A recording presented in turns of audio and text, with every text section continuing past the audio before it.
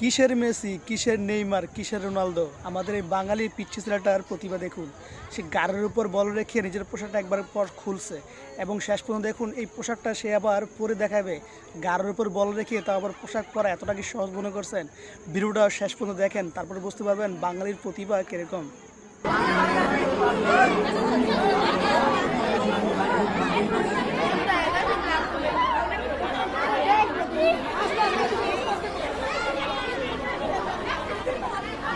pizza pizza pizza